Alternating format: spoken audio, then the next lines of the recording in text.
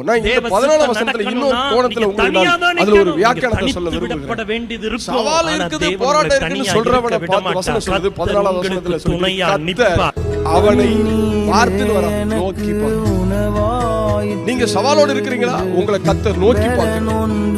பார்க்கிறது வேற, நோக்கி பார்க்கிறது சாதாரண பார்வை. நோக்கி பார்க்கிறதுனா அப்போஸ்தலர் நடவடிக்கைகள்ல பேதுரு யோவான் தேவாலயத்துக்கு போகும்போது என்ன சொன்னாங்க?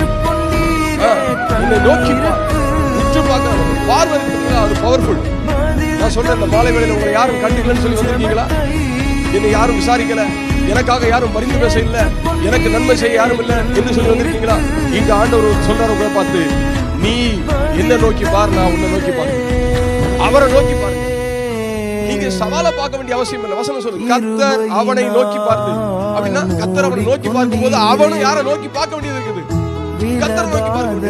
சவால்களை சந்திக்கிறவர்கள், உங்கள் வாழ்க்கையில் வருகிற சவால்களை